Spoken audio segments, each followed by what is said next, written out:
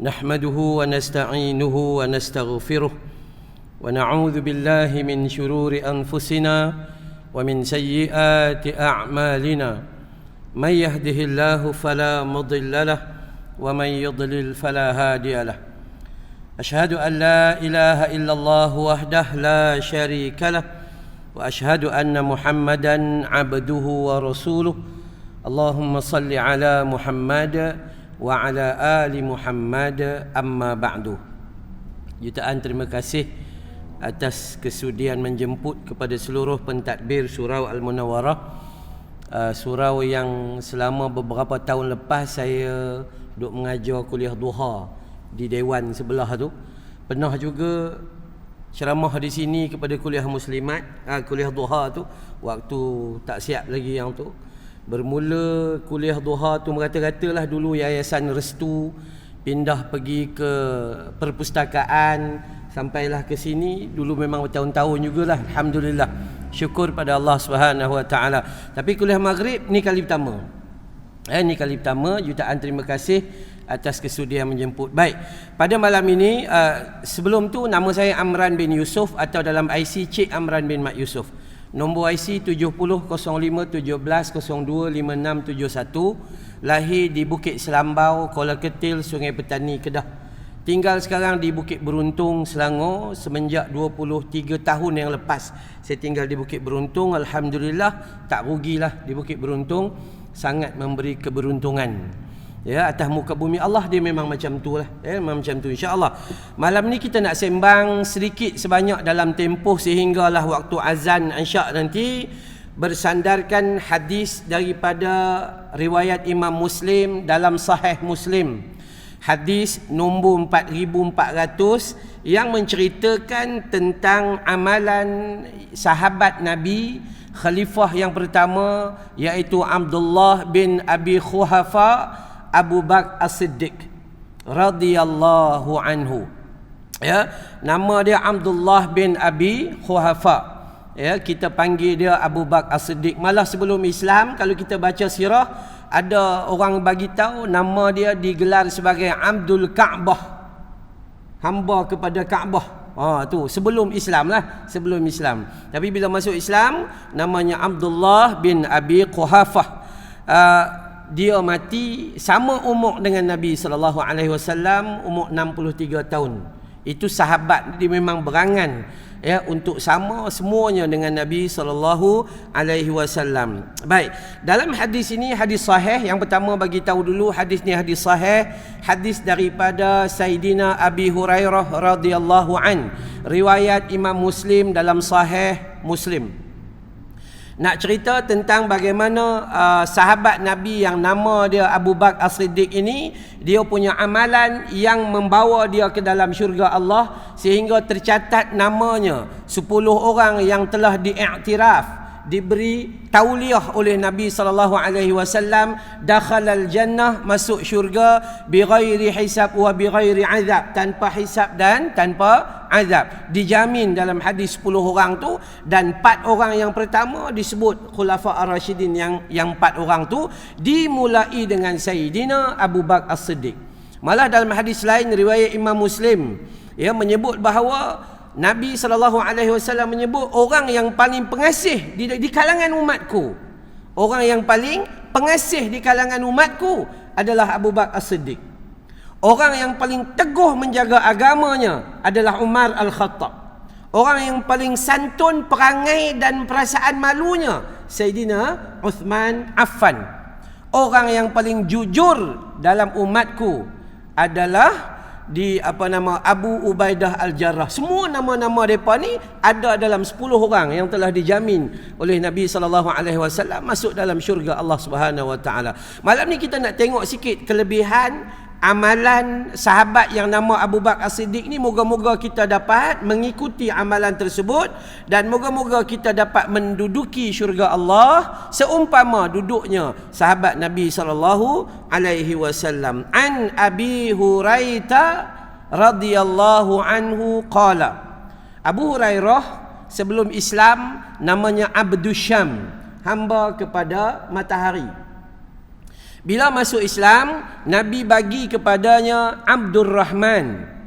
Nama tu Abdul Rahman, hamba kepada yang maha pemurah.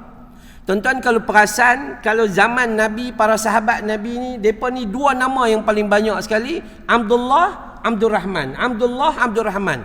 Ada nama tu Abdullah bin Abdullah bin Abdullah bin Abdullah bin Abdullah pun ada. Ya, kenapa? Sebab Nabi sebut dalam hadis sahih, dua nama ahabba ilallahi azza wa jal. Dua nama yang paling Allah sayang adalah Abdullah dan juga Abdul Rahman. Amran pun Allah sayang juga. Cuma dia tak duduk di tangga pertama dengan kedua yang disebut oleh Nabi sallallahu alaihi wasallam. Maka Abu Hurairah ni nama dia ketika dia memeluk Islam namanya Abdul Rahman. Abu Hurairah mati umur berapa? 78 tahun. Abu Hurairah hidup dalam keadaan yang penuh kemiskinan, tak ada harta. Tapi Allah nak bagi dia kekayaan dalam waktu sekelip mata. Dia jadi menantu kepada orang kaya. Akhirnya dia ni guna harta pak mertua dia ni buat perniagaan, membangunkan ekonomi Islam, dan dia hidup dalam keadaan penuh kekayaan menggunakan harta bapa mertua dia. Ini cerita dalam sirah yang sahih. Dan kalau kita mengaji tentang Abu Hurairah ni dia rumah tak ada, dia tidur di serambi masjid dengan para sahabat yang lain. Dan kalau tuan-tuan tengok, Abu Hurairah hidup dalam keadaan ummi, tak reti baca, tak reti tulis. Tapi dia hafaz Quran. Kita reti baca, reti tulis. Sampai tua tak hafal-hafal. Kita lah tak ada usaha ke arah tu. Saya selalu, kameraman kita tahulah, dia duk ikut saya pergi merata. Tuan-tuan, kita ni dekat 2 tahun dah PKP. Dekat 2 tahun dah PKP. Penyakit yang duk mai kepada kita ni, punca dia adalah wabak. Jadi dalam tempoh 2 tahun ni, takkanlah dalam tempoh 2 tahun ni kita tak hafal doa tolak wabak. Kita tak hafal doa yang Nabi ajar, Allahumma inni a'udzubika minal barasi wal junun wal judham wa min sayyi'il asqam. Allahumma inni a'udzubika min jahdil bala wa darakis syaqa wa su'il qada wa syamatatil a'da. Paling tidaklah kita ambil hadis Nabi 3 kali pagi lepas subuh, bismillahilladzi la yadurru ma'asmihi syai'un fil ardi wala fis sama'i wa huwas samiul alim. Lepas maghrib baca pula 3 kali lagi, bismillahilladzi la yadurru ma'asmihi syai'un fil ardi wala fis sama'i wa huwas samiul alim. Kalau yang tu pun kita rasa panjang, a'udzu bikalimatillahi tammati min syarri ma khalaq, waktu subuh 3 kali, waktu maghrib 3 kali. Siapa baca waktu subuh, Allah jaga, kata Nabi, Allah jaga dia daripada wabak dan bencana segala macam sehingga waktu maghrib. Siapa baca waktu maghrib, Allah jaga dia sampai waktu subuh. Hadis sahih. Tapi kita dalam keadaan wabak yang penyanyi hebat, ramai juga yang tak hafal doa. Sehinggalah satu ketika kita seperti menganggap emas kita ni betul-betul boleh menyelamatkan kita. Bubuh emas ni bismillah pun tak ada pengharapan dengan Tuhan langsung. Dia duk kira kalau tak cukup selapis, dia nak tambah lagi selapis, dia nak tambah lagi selapis. Dia duk kira macam tu saja. Dan dia tak fikir bahawa yang mengizinkan Allah dan yang mengizinkan selamat dan bebas juga adalah Allah. Maka usahalah, alhamdulillah, sebab yang tu Nabi suruh. Tapi kadang-kadang kita tak baca langsung. Ni bubuh-bubuh ni kita duk ingat kita selamat dah.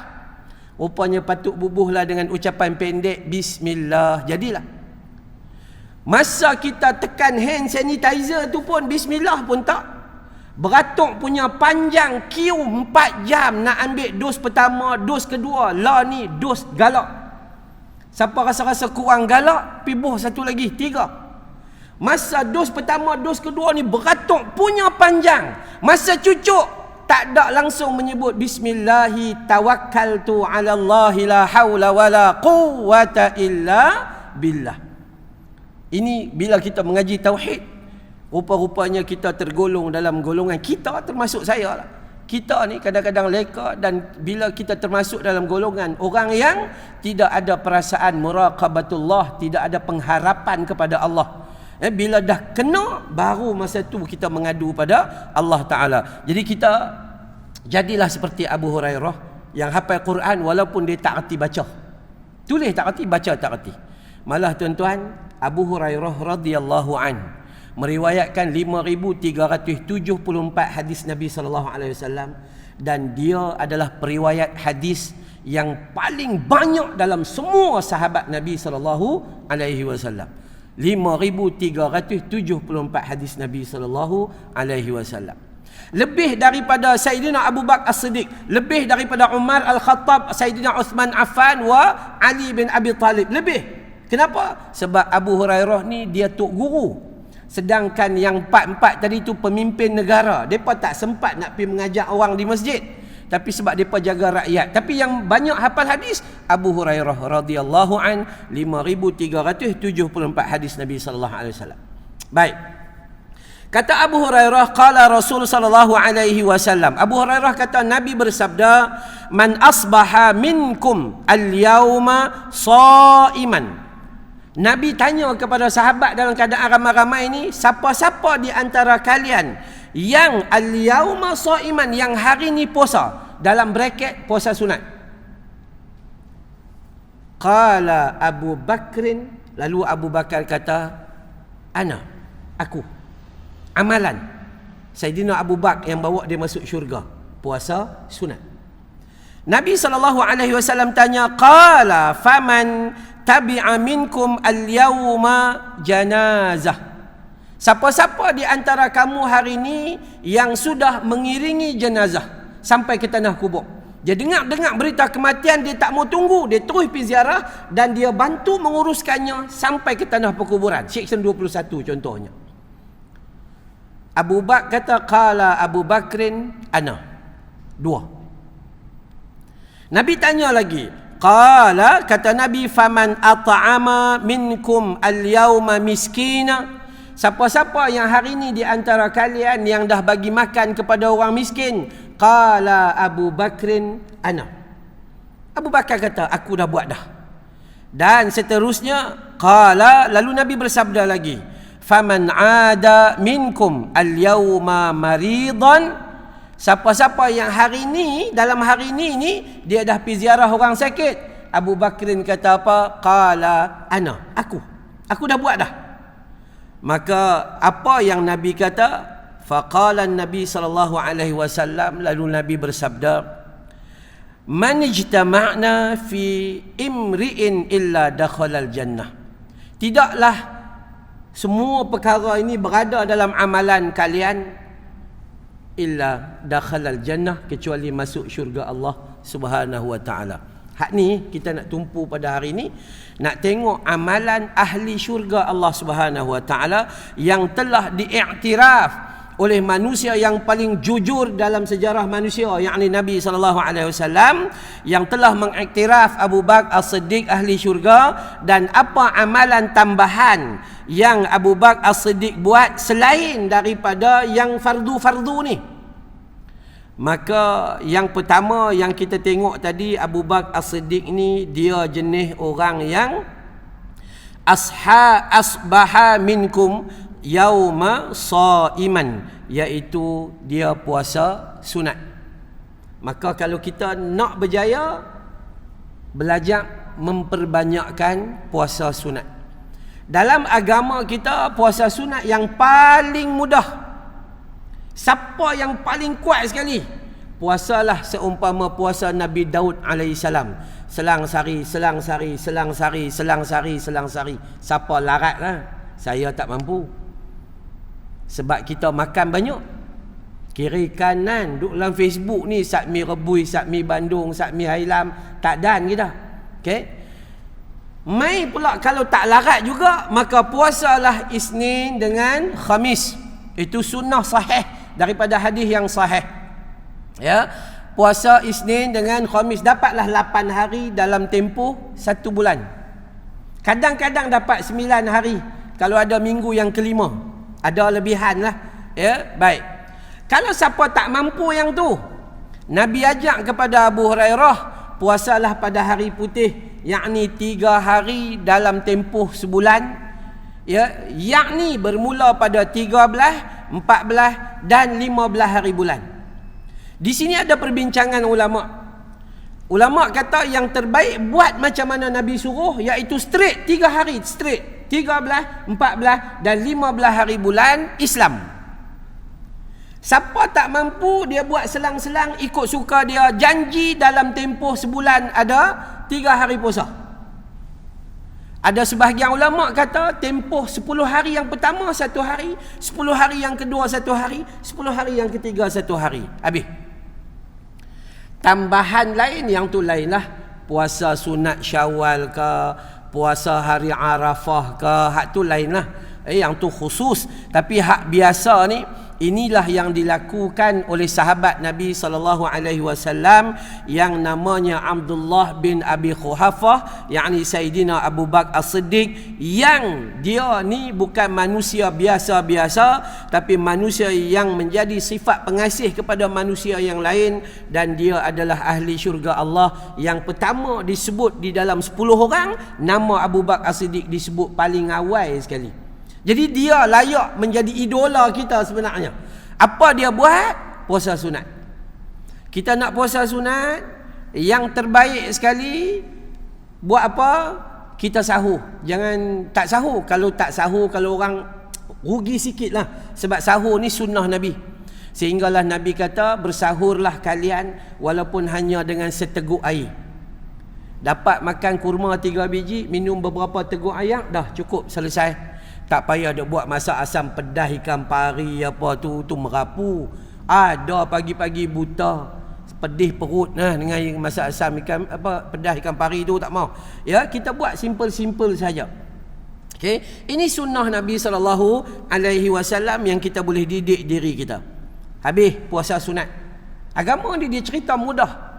Cuma kita saja duk fikir macam mana macam tu. Dah. Agama ni dia bagi tahu kita clear. Yang halal clear, yang haram clear, yang syubhah tinggalkan. Hak ni clear. Maka boleh tak? Boleh. Sebab hadisnya adalah hadis sahih. Yang kedua lagi, Nabi kata, siapa yang hari ni dah iring jenazah.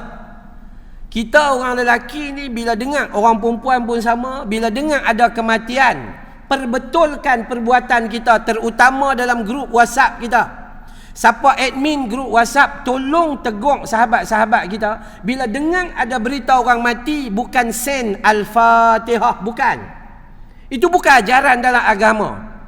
Yang diajar dalam agama, apabila kamu mendengar berita kematian, maka katakanlah inna lillahi wa inna ilaihi raji'un, dan mendoakan mereka, Allahumma ghafir lahu warhamhu wa'afihi wa'fu anhu. Kalau perempuan, Allahumma ghafir laha warhamha wa'afiha wa'fu anha. Kalau hari itu dia meninggal berapa, 9 orang 10 orang sekaligus yang kena langgak dengan trailer, kita dengar saja berita inna lillahi wa inna ilaihi raji'un, doakan mereka, Allahumma ghafir lahum warhamhum wa'afihim wa'fu anhum.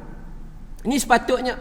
Tapi kita ni berlumba-lumba kat dalam grup WhatsApp. AJK Masjid pun sama, mereka pun tak erti rupanya. Dia tak mengaji. Kaedah dalam agama tu bukan kita hantar Al-Fatihah, Al-Fatihah, dak, yang tu dak. Kaedah yang betul adalah dengan sebut inna lillahi wa inna ilaihi raji'un, dan kemudian mendoakan mereka. Tuan-tuan, doa dia sebenarnya panjang, tapi kita ni memang jenis tak berapa hafal. Ambil yang pendek sudahlah. Apa yang paling pendek yang Nabi ajar? Allahumma ghfirli walaha. Ya Allah, ampunkan aku dan dia, kalau yang tu perempuan. Allahumma ghfirli walahu. Ya Allah, ampunkan aku dan dia, lelaki itu, yakni yang meninggal. Allahumma ghfirli walahum. Kalau mereka mati ramai, ampunkan aku dan ampunkan mereka semua. Itu dia. Ya, jadi kita ni disuruh apabila dengar berita, jangan lagi dah berhenti. Siapa yang duk hantar Al-Fatihah, Al-Fatihah hantar, baca pun tak, hantarnya. Tak, itu bukan kaedah dalam agama. Kita betulkan. Siapa yang sayang kepada agama, sayang pada diri dia, sayang pada Nabi, buat ikut sunnah Rasulullah sallallahu alaihi wasallam. Siapa ada dalam grup yang ada ilmu, wajib bagi dia memberi peringatan. Bukan dia duduk diam. Wajib bagi dia memberi peringatan. Dan dalam bab hantar jenazah ini, apabila kita dengar berita, maka kita kata inna lillahi wa inna ilaihi raji'un dan mendoakan dia. Kemudian sesegera mungkin bagi kita orang lelaki, sesegera mungkin menziarahi keluarga jenazah tersebut. Yang perempuan, tak. Lah ni pula pelik. Yang mati orang lelaki, yang keliling dia tu semua orang perempuan baca Yasin. Tak kena. Itu bukan sunnah dia. Sunnah dia adalah orang perempuan. Nabi kata, rumahmu adalah masjid terbaik bagimu. Duduk di rumah ya. Jadi kita orang lelaki disuruh suruh bantu daripada awal, bantu memandikan jenazah. Bantulah siapa-siapa yang duk urus jenazah, kita pi tolong dapat pi cedok ayak sikit-sikit pun jadi. Bantu kafan jenazah, angkat jenazah daripada tempat mandi mai masuk nak kafan ke apa yang lebih kurang. Solat jenazah ni jangan sesekali tinggalkan. Kadang-kadang pihak masjid kena ambil peduli. Bila mana saudara mara depa mai dekat luar tu, depa tu lebih sepatutnya duduk solat untuk ahli keluarga mereka. Kena panggil adik-beradik saudara mara depa yang mai ramai-ramai mai solat jenazah sekali. Hak tu memang itu yang terbaik, doa daripada ahli keluarga, darah daging mereka itu sendiri. Maka kita bantu untuk solat jenazah. Paling mudah solat jenazah, tak ada rukuk, tak ada sujud, apa pun tak ada, angkat tangan, Allahu Akbar. Jenazah ada depan, kita angkat tangan, kita tahu dah niat kita memang nak sembahyang jenazah. Tak payah duk usalli ke nawaitu saumarudin. Tak payah duk fikir pelik-pelik. Angkat tangan, Allahu Akbar, baca Fatihah, surah tak payah. Surah tak payah. Allahu Akbar, selawat Nabi. Selawat mana hak terbaik sekali? Tu masa duduk tahiyat akhir tu. Hak tu paling baik sekali. Allahu Akbar yang ketiga, baca doa. Ustaz tak ingat ustaz tu. Tengok muka pun kenal kan? Tak hafal ustaz tak apa, tok imam baca cukup, selesai. Tok imam baca Allahumma ighfir lahu warhamhu wa'afihi wa'fu anhu wa akrim nuzulahu wa wasi' madqalahu bil ma'i wasalji wal barad wa naqihi minal khataya kama yunaqqas saubul abyadu minad danas ila akhiril ayah. Mai rakaat keempat, Allahu Akbar, tak mau baca doa pun tak apa dah, boleh bagi salam teruslah. Kalau nak baca doa boleh baca Allahumma la tahrimna ajrahu wa la taftinna ba'dahu pun boleh, tak ada masalah. Selesai perkara, habis solat jenazah. Jangan berhenti situ. Kita orang lelaki ni yang macho-macho ni jangan berhenti di situ. Sebab Nabi kata iring jenazah sampai tanah kubur. Bagi orang yang tak ada urusan lain, maka ambillah ruang untuk iring jenazah sampai tanah kubur. Kenapa? Sebab Nabi betul-betul sebut dalam hadis sahih bahawa orang yang bantu menguruskan jenazah, solatkan jenazah, dia dapat pahala 1 qirat, 1 bukit Uhud. Tapi kalau dia iring jenazah sampai tanah kubur, dia dapat pahala 2 qirat, 2 lebih besar daripada 2 bukit Uhud. Terpulang pada kita, Allah ni dia bagi tawaran demi tawaran kepada kita, offer demi offer kepada kita. Kadang-kadang kita tak teruja, tak excited dengan tawaran Allah Ta'ala. Semua pilihan di tangan kita. Contoh tuan-tuan, kita ambil wuduk dekat situ. Kita ambil wuduk, lepas ambil wuduk, Nabi ajak kita baca doa, asyhadu an la ilaha illallah wahdah la syarikalah wa asyhadu anna Muhammadan abduhu wa rasuluh. Apa kata Nabi? Orang yang berwuduk dengan sempurna lalu berdoa sedemikian, maka Allah buka 8 pintu syurga. Masuklah kalian ke dalam syurga melalui mana-mana pintu yang kalian suka. Tapi kita sampai tua kadang-kadang tak apai juga. Keliru. Okey, kajian demi kajian dilakukan oleh sahabat-sahabat kita dan mendapati ramai daripada kita yang umur bertambah dan ilmu agama tak capai tahap fardu ain asas. Rugi sangat-sangat. Hanya diri kita lah, orang lain tak ada rugi apa-apa. So kita kena tambah kebaikan. Dan jadi ni bila kita iring jenazah, kalau kita belajar di dalam kitab fiqh sunnah, kalau kita bawa kereta, kita dilarang duduk di hadapan kereta jenazah. Sunnah dia adalah berada di belakang kereta jenazah. Kalau berjalan kaki tu tak ada masalah, boleh duduk depan, kanan, kiri dan belakang. Tapi kalau berkenderaan, maka jenazah sepatutnya berada di depan. Melainkan Ada satu motosikal, dia jadi tourist guide. Tu kan ya. Dia tunjuk jalan nak pergi kubur mana-mana. Yang tu tak ada masalah. Ini agama tunjuk pada kita. Iring sampai tanah kubur. Bantu, kalau boleh kita bantu gali kubur, gali kubur. Kubur dalam bagi orang lelaki paling tidak paras dada. Lebih dalam lebih baik. Lebih dalam lebih baik. Buh 6 kaki kali dengan 3 kaki, dalam kemudian lebar dia 3 kaki, dalam dia 6 kaki, lebih kurang macam tu saja. Kan ya? Dan kalau diberi pilihan di antara syaq, lubang di bahagian tengah, dengan lahat, lubang di bahagian tepi, maka sunnah kata lahat adalah lebih utama. Masukkan jenazah di lahat yang bahagian tepi itu adalah bertepatan dengan sunnah Nabi sallallahu alaihi wasallam, kerana Nabi ketika wafat juga dimasukkan dalam lahat. Itu sunnah. Tapi hari ini kita banyak buat kerja mudah sikit. Walaupun dalam keadaan kubur kita tu tanah elok, tanah tak runtuh, tapi kita buat turun sekali dengan keranda, kita biar tentu saja. Tu rugilah. Ya, sunnah tu tidak tercapai. Kenapa? Rugi. Allah kata, qul in kuntum tuhibbunallaha fattabi'uni yuhibbukumullah wa yaghfir lakum dhunubakum wallahu ghafurur rahim. Ali Imran surah ketiga ayat 31, Allah kata, wahai Muhammad, bagi tahu kepada mereka umatmu, siapa-siapa yang mengaku dia cinta pada Allah, fattabi'uni, ikut aku, ikut Nabi sallallahu alaihi wasallam. Apa keistimewaan dia? Fattabi'uni yuhibbukumullah. Orang yang ikut Nabi dapat kasih sayang Allah. Wa yaghfir lakum dzunubakum. Orang yang ikut Nabi dapat keampunan atas segala macam dosa dia. Apa lagi yang kita nak? Simple hidup kita, ikut saja sunnah Nabi sallallahu alaihi wasallam. Masukkan jenazah, bubuhlah papan ke apa kali, bubuh, last sekali tinggikan sedikit tanah di atas kubur tu 1 jengkai. Tinggi dia boleh dalam bentuk bukit, boleh juga dalam bentuk 4 segi macam tu. Nak menunjukkan bahawa itu kubur baru, jangan lalu dan langkah takut orang tak perasan. Yang tu saja.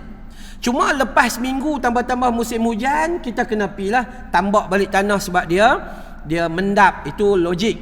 Cuma kita orang Melayu pula, dia percaya orang mati jadi hantu, dia tak tahu dia nak mati. Kita jangan pi, kita pi kubur tengok ada lubang. Ini belah apa ni? Hantu raya ke apa? Orang Melayu dia nanti percaya benda pelik-pelik. Dak, itu bila dia mendap, kita pi tambak balik yang tu saja. Habis, selesai baliklah. Habis dah selesai ni, uruskan jenazah. Balik di rumah buat apa? Settlekan dengan segera hutang si mati. Settlekan dengan sekadar segera wasiat si mati. Dan wasiat itu sepatutnya kita kena prihatin dan pandang wasiat tu. Duit dia ada 1 juta, tiba-tiba dia wasiatkan 0,5 juta bagi dekat surau Al-Munawwarah section 13. Wasiat tersebut tak sah sebab melebihi daripada had 1/3 daripada harta dia. Tak boleh tunai. Kalau kita tunai, maka kita tanggung dosa. Bila selesai wasiat, maka faraidkan hartanya. Ini satu benda yang saya rasa kameraman saya dah faham apa lah ni. Kita dah ulang sebab faraid ni orang Melayu cukup tak mau dengan faraid. Cukup tak mau. Dia duk anggap bahawa hukum Tuhan macam tak berapa adil, hukum dia adil. Dia duk nampak macam tu. Maka hati-hati dalam bab faraid. Yang tu selesai 2 perkara. Ya, yang pertama tadi kita kata bahawa puasa sunat itu jalan ke syurga Allah Ta'ala. Yang kedua kita kata apa? Hantar jenazah atau bantu menguruskan jenazah dan iring jenazah sampai tanah kubur. Itu jalan ke syurga Allah Ta'ala. Dan kemudian kata Nabi, faman at'ama minkumul yauma miskina. Ya, siapa yang dah bagi makan kepada orang miskin, tambah-tambahlah ni. Otomatik di Shah Alam. Siapa yang ada duit waktu ni, pahala dia sangat besar. Dia patut waktu ni lah. Bila mana mak pak kita yang kena banjir, anak-anak keluarkan simpanan dia, bangunkan balik kehidupan mak dia. Bila anak-anak yang kena banjir hancur berkecai, mak pak yang sepatutnya ada simpanan banyak-banyak duit KWSP duk simpan buat apa? Bukan boleh bawa mati. Bawa keluarlah ni, bangunkan balik kehidupan anak anda. Adik-beradik yang mengaku sedara sedaging, tengok abang dia Section 25 hancur berkecai, apa pun tak boleh guna. Hancur semua. Dengan kereta, dengan apa, semua tak boleh guna. Adik-beradik bergabung tenaga. Jangan harap orang luar dulu. Itu indahnya. Sebab tu Nabi sebut dalam bab nafkah. Saya ingat lebih kurang 2 minggu lepas saya dalam program Tanyalah Ustaz dalam bab nafkah. Ya, semalam pun saya ada buat live tentang nafkah juga. Ya, saya bagi tahu bahawa nafkah yang terbaik adalah orang yang paling hampir denganmu. Kita ni dapat duit, siapa yang kita kena tengok? Tu bini kita. Dalam hukum kata macam tu. Dalam hukum kata, bila kita dah ada keluarga, tengok bini kita. Lepas tu tengok anak kita yang kecil, yang perlukan susu, pampers, hagis, dry, pad, apa lagi semua tu. Kemudian tengok anak kita yang besar, yang fakir, yang memerlukan bantuan. Lepas tu baru tengok mak pak, datuk nenek kita dan sebagainya. Ini kalau kita ikut hukum. Hukum yang telah diperbincangkan dengan begitu jelas. Jadi hari ini, maka kita sepatutnya lah kita ambil ruang untuk bagi kepada orang miskin. Kalau kita tak, saya tak mampu tuan-tuan, kalau nak pergi tolong mereka, pergi tarik apa nama tu, selut yang sedalam 2 kaki tu kan, saya tak mampu. Silat-silat jalan terus. Lah ni pun pakai 2 stand sakit jantung. Sebab tu minta maaf, saya waktu ceramah saya tak pakai mask. Sebab kami yang saya sakit jantung ni, dia ceramah ni macam kita apa, jogging. Macam kita jogging, dia kalau pakai yang ni, saya rela tak mai, tak apa ceramah. Dia ganggu pernafasan. Jadi macam itulah. Siapa yang ada duit, dia sumbang dalam bagi. Siapa yang ada apa-apa kelebihan, sumbanglah. Itu kepada orang fakir miskin. Dan seterusnya yang keempat. Berapa minit lagi? 10 minit lagi. 10 minit lagi. Okey, baik. Dan yang keempat, Nabi semua ni Saidina Abu Bakar kata, aku dah buat. Dan masuk pula yang keempat. Ditanya Nabi SAW kata, faman ada, siapa di antara kamu ni al-yauma maridan, dalam hari ni ziarah orang sakit, maka qala Abu Bakrin ana, aku. Ini satu jalan lagi. Selepas kita pi puasa sunat, lepas tu iring jenazah sampai tanah kubur, lepas tu kita bagi makan orang miskin, dan yang keempat, kita buat apa? Kita jenguk orang sakit. Ziarah orang sakit ni pahala dia sangat besar. Dengar saja orang sakit, mulut kita sebut inna lillahi wa inna ilaihi raji'un. Cuma orang Melayu dia faham, mati baru sebut. Kawan kita telefon pun tak apa. Kalau kawan kita telefon, minta maaf lah hari ni aku tak boleh main dengar ceramah, motor pamcit, inna lillahi wa inna ilaihi raji'un. Tu baru betul. Cuma dia akan jawab doa, motor yang pamcit tak mati pun. Dia lah akan jawab sebab dia pun tak apa faham. Itu kaedah dia. Lepas tu doa lah bagi dia. Bila dia ada masalah, maka kita doa bagi dia, Rabbi yassir wa la tu'assir, Rabbi tamin bil khair. Allahumma la sahla illa ma ja'altahu sahla wa anta taj'alul huzna idza syi'ta sahla. Doa bagi dia. Ya Allah, tolong pemudahkan, jangan biarkan dia susah ya Allah. Macam tu. Maka jenguk orang sakit. Waktu bila nak ziarah orang sakit ni? Waktu duha, antara 8 pagi 12 tengah hari. Sangat baik. Waktu ketika Allah membahagi-bahagikan rezeki.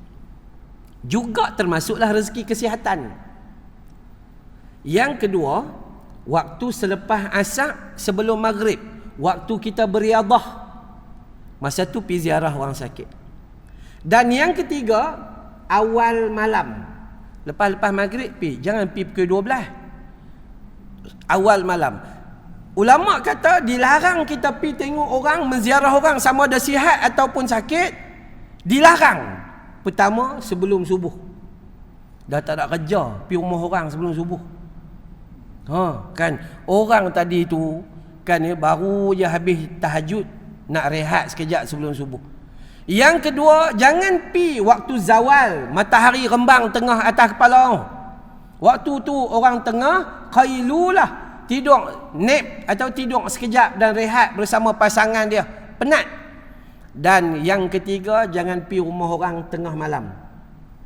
Nabi suruh kita bila pergi ziarah orang sihat atau orang sakit, bawa sesuatu buah tangan, walaupun sikit buah tamar, jadilah. Cuma kita nak bila ziarah orang sakit, jangan bawa buah kurma, sebab yang sakit tu pun kencing manis. Jadi jangan bawa. Hak sakit tu kencing manis, kira 27 dia naik.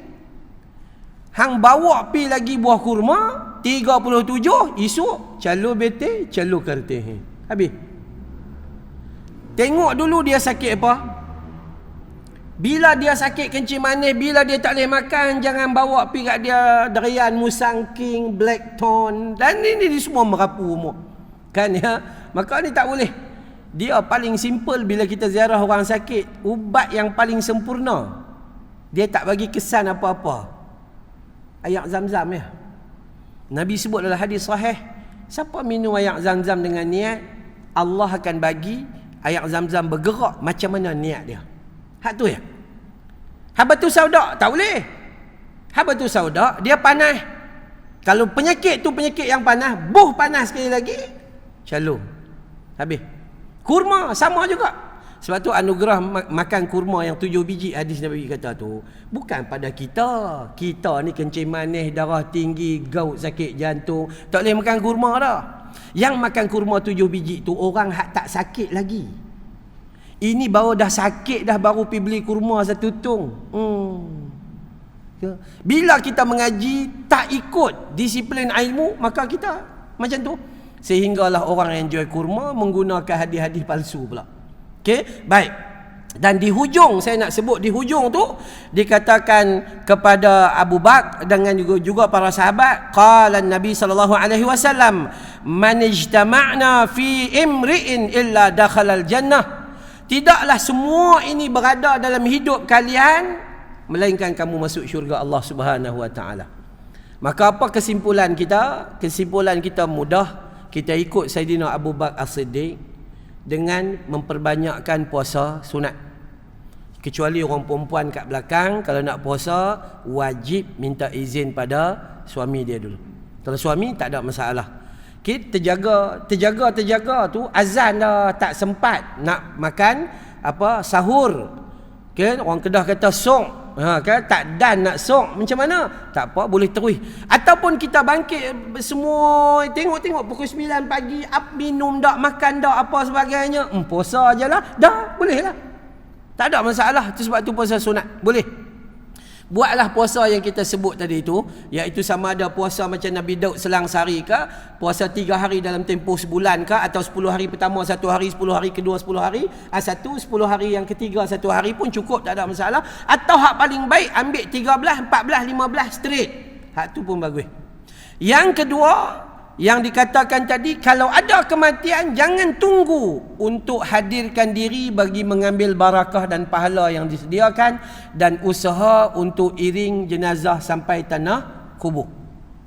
Yang ketiga, bagi makan kepada orang miskin. Tambah-tambah hari ni sukarelawan dan juga mangsa-mangsa banjir sangat memerlukan dalam hal bab makanan ni. Depa ni dah dikategorikan orang miskin dah lah ni. Tak boleh buat apa dah. Dia tak boleh buat apa dah. Tinggal sehelai sepinggang, semua tak boleh pakai, maka kategori dia orang miskin. Maka kita usaha untuk buat juga. Dan yang keempat, maka dikatakan ziarahlah orang sakit. Kerana ziarah orang sakit ini termasuk dalam 4 perkara tadi. Nabi kata tidaklah lain semua perkara ni berada dalam kehidupan melainkan dakhalal jannah, masuk syurga Allah Subhanahu wa taala. Simple. Baca hadis clear, Nabi bagi tahu. Senang sangat Cuma kita baca lama dah, buat belum. Baca tentang solat tahajud ni 60 tahun lepas tak start. Berangan ni 12 tahun dah tak start juga solat tahajud, duk terkejut gitu.